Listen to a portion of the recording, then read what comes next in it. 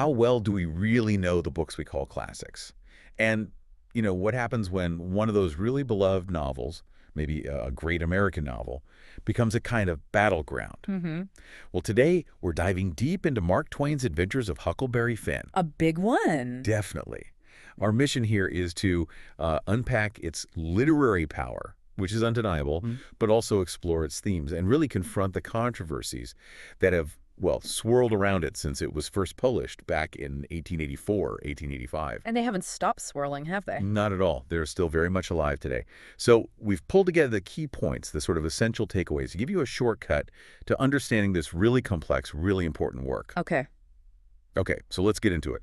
Huckleberry Finn.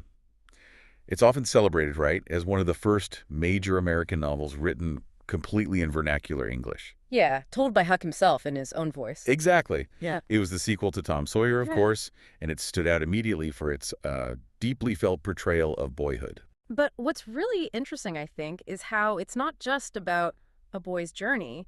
It kind of mirrors America's own complicated, often uncomfortable relationship with its values. That's a great point. Yeah. And it seems like it was complicated right from the start. Absolutely. I mean, even though it quickly became this foundational text, it was controversial immediately, though for very different reasons back then compared to now. Right, like what?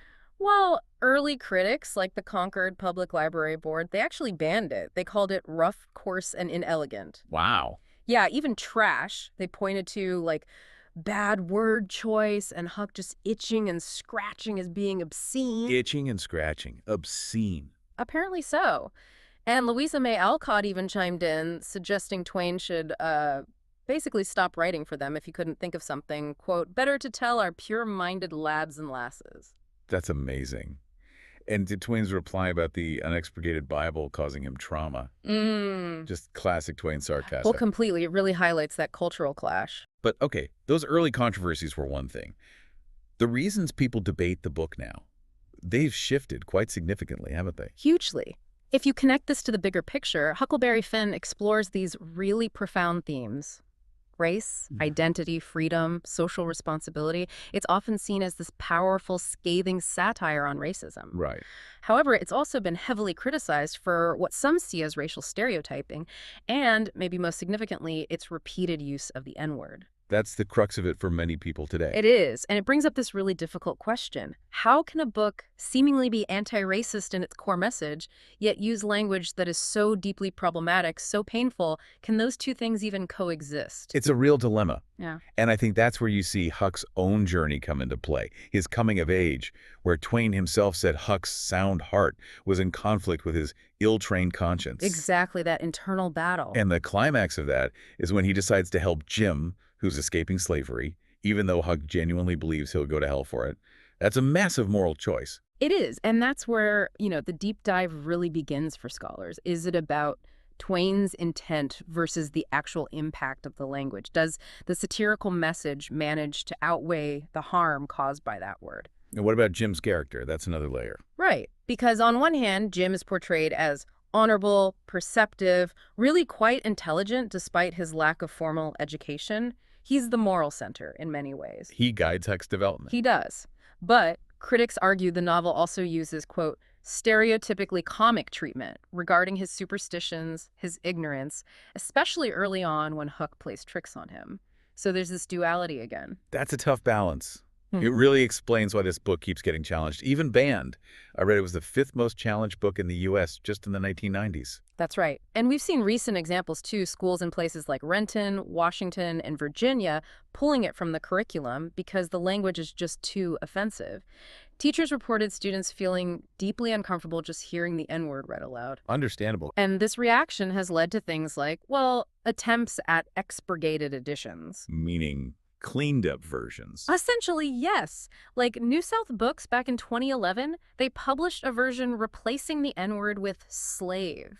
The idea, for some, was maybe this would make it usable in classrooms, prevent outright bans. How did that go down? Mixed reactions, really. Some scholars supported it for that practical reason, but others heavily criticized it. They argued it avoids the tough questions. It doesn't challenge children to ask, why would a child like Huck use such reprehensible language? You lose the historical context, the rawness. It's fascinating that even the literary giants couldn't agree.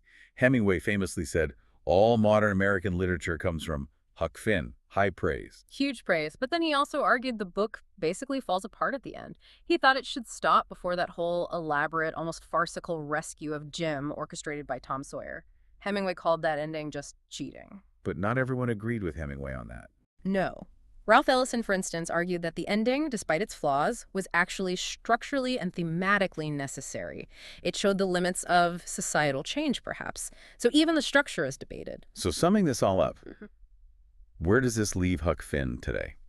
Well, I think we've seen it's a true literary paradox, isn't it? It's incredibly influential, it skewers racism in many ways, it explores moral growth, but it remains this flashpoint because of its language and portrayals. It forces us to wrestle with how historical context bumps up against our modern values. So thinking about you, the reader, what does this all mean?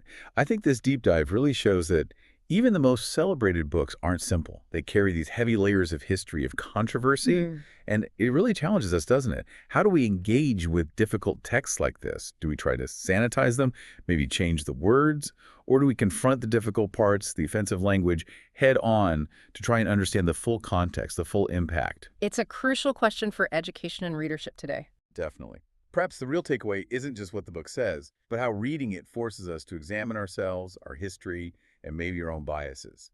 Definitely something to mull over.